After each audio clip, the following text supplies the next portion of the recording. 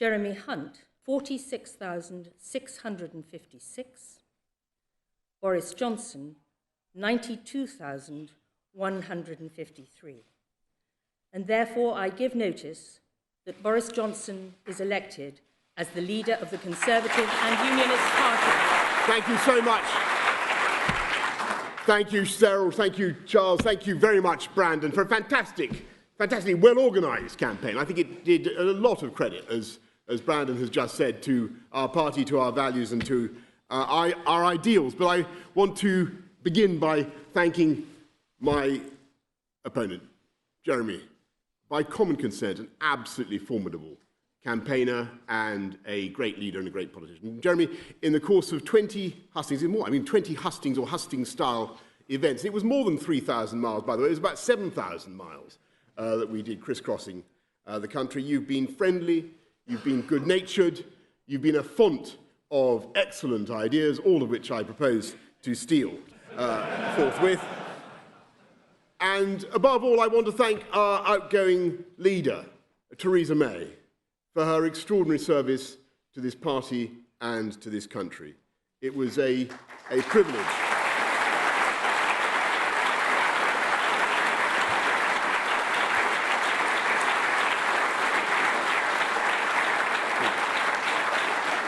It was a privilege to serve in her cabinet and to see the passion and determination that she brought to the many causes that are her legacy, from equal pay for men and women to tackling the problems of mental health and racial discrimination in the criminal justice system. Thank you, Theresa. Thank you.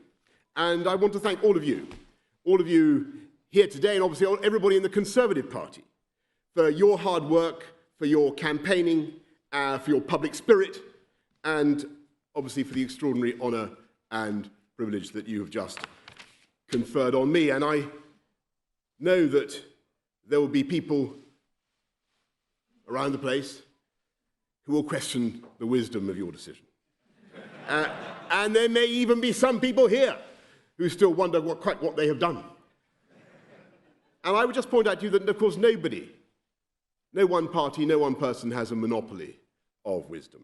But if you look at the history of the last 200 years of this party's existence, you will see that it is we Conservatives who have had the best insights, I think, into human nature, and in the best insights into how to manage the jostling sets of instincts in the human heart. And time and again, it is to us that the people of this country have turned to get that balance right between the instincts to own your own house, your own home, to earn and spend your own money, to look after your own family, good instincts, proper instincts, noble instincts, and the equally noble instinct to share and to give everyone a fair chance in life, and to look after the poorest and the neediest, and to build a great society. And on the whole, in the last 200 years, it is we Conservatives who have understood best how to encourage those instincts to work together in harmony to promote the good of the whole country. And today, at this pivotal moment in our history, we again have to reconcile two sets of instincts, two noble sets of instincts, between the deep desire for friendship and free trade and mutual support in security and defence between Britain and our European partners, and the simultaneous desire, equally deep and heartfelt, for democratic self-government in this country. And of course, there are some people who say that they're irreconcilable, and it just can't be done. And indeed, I read in my Financial Times this morning, devoted reader that I am.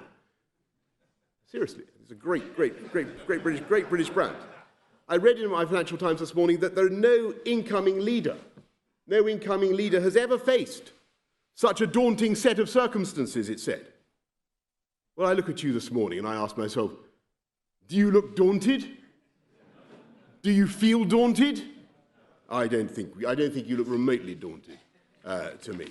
And I think that we know that we can do it, and that the people of this country are trusting in us to do it, and we know that we will do it. And we know the mantra of the campaign that has just gone by. In case you've forgotten it, you probably have. It's always a couple of, it is deliver Brexit, unite the country and defeat Jeremy Corbyn. And that is what we're going to do. We're going to defeat Jeremy Corbyn.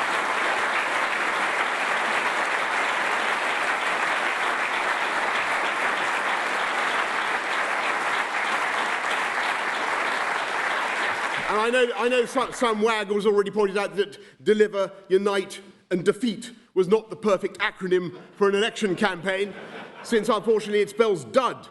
But they forgot the final E, my friends, E for energise. And I say to all the doubters, dude, we are going to energise the country. We're going to get Brexit done on October the 31st. We're going to take advantage of all the opportunities that it will bring in a new spirit of can-do. And we are once again going to believe in ourselves and what we can achieve. And like some slumbering giant, we are going to rise and ping off the guy ropes of self-doubt and negativity. With better education, better infrastructure, more police, fantastic full fibre broadband sprouting in every household, we are going to unite this amazing country and we are going to take it forward. And I thank you all very much for the incredible honour that you have just done me. I will work flat out from now on with my team that I will build, I hope, in the next few days, to repay your confidence, but in the meantime, the campaign is over and the work begins. Thank you all very much.